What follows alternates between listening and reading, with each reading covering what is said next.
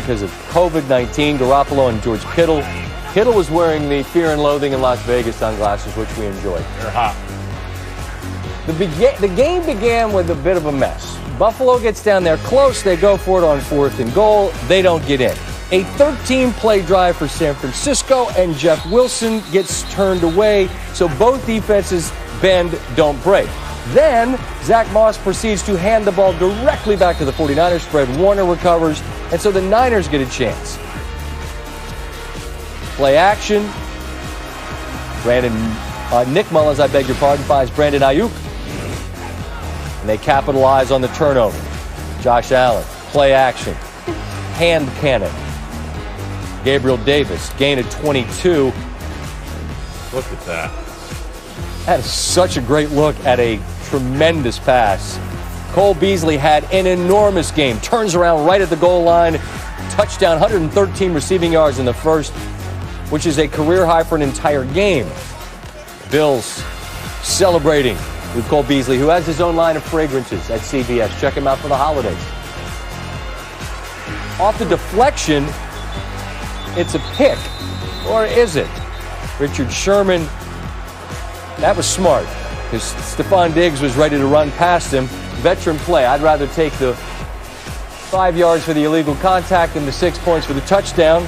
Drive continues. Dawson Knox gets in. Bills lead by 10. Past the midway point of the third, 7-point lead doubles on a beautifully called, what's that route called, Steve? This is speed route. Speed route. Isaiah McKenzie, 24-10. Mullins, Ayuk, deep and playable. Gain of 49. Give it to the fullback. Kyle Juszczyk gets to the pylon. Niners hanging around, still within striking distance. But Allen was tremendous in this game. Clean pocket, got time. Niners secondary loses Davis, and it's a 17-point lead. Mullins finds Kendrick Bourne down at the goal line.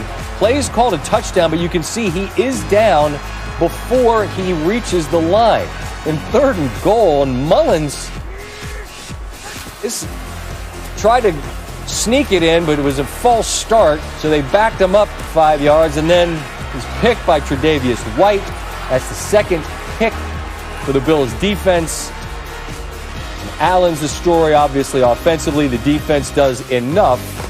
And we take a look at the AFC playoff picture, and it is loaded.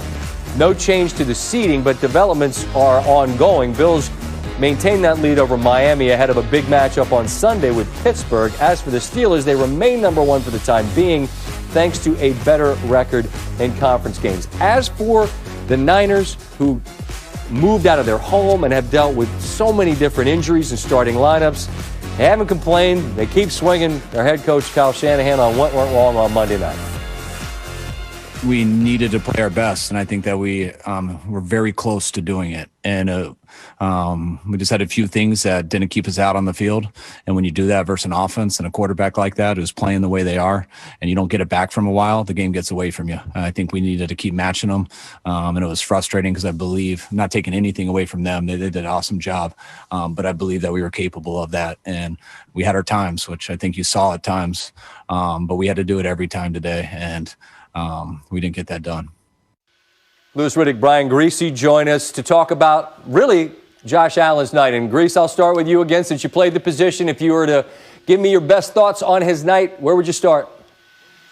He was calm and cool, and we've known, Scott, that he's got the ability, he's got the size and the potential. The question was, could he do it consistently on a week-in and week-out basis? Could he lead a team, a playoff caliber team, and could he take that next step? And there's no question he did that tonight against a defense that was coming in, a top 10 defense, and everybody thought that they would give him trouble, but he was on point. He was good against the zone. He was good against man, and all night it seemed like Robert Saleh and that defense didn't have an answer. Louis, I love that I was just going to say, Louis, I love that you tweet out that you get a chance to sit down with these coaches. You get to pick their brain. You get to find out sort of what they're thinking that we don't ever really know, and you'd understand it better again than we would. But a guy like Brian Daboll, his coordinator, How is he helping to elevate what Allen is and maybe eliminate some of those hero plays to be what he can be that maybe only a few guys in the league can be? Well, I think it's about relationships, and then it's about play calls, and I think it's about communicating expectations, which for a guy like Josh Allen, it's about this. Hey, look, every time doesn't have to be that hero-type ball. Every time you get outside the pocket, you don't have to put yourself in harm's way. He's taken some big shots over the course of his career. He really has, and he feels like he can take it because of the fact that he's a guy who's just built perfectly for the position. But Brian has done a good job, along with Sean McDermott, the head coach, along with Brandon Beane, the GM, of putting pieces around him to where now he can just see, hey, look, I can get the ball out of my hands quickly, get it to guys like Stephon Diggs and Cole Beasley, and just let them go to work. I don't need to do it myself.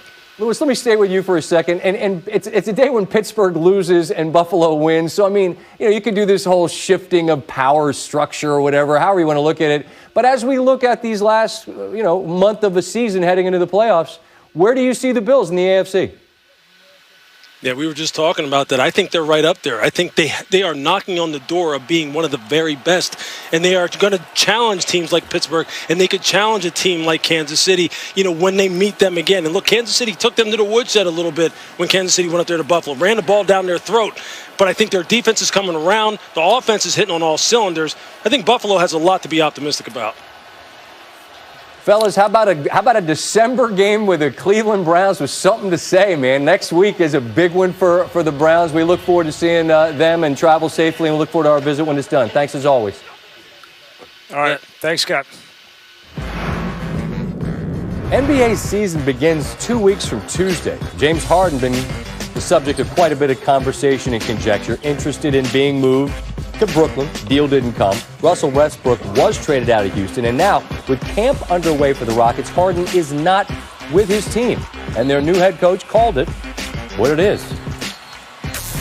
It is a setback. I mean, I have to be honest and understand that this is a setback, not having one of the best players in the NBA here. I've been in situations before where we had to hold out and just kind of handle each individual situation on its own merit and individually. So I take it basically at face value that he's not here. What the reasoning is on him. He's the one who can explain why or why not he's not here. Stars have power in any sport, but nowhere is it more evident than the NBA. Anthony Davis didn't want to be in New Orleans anymore, and it made no difference that he had, a year and a half, maybe more on his deal. He got not only what he wanted, he got where he wanted. So for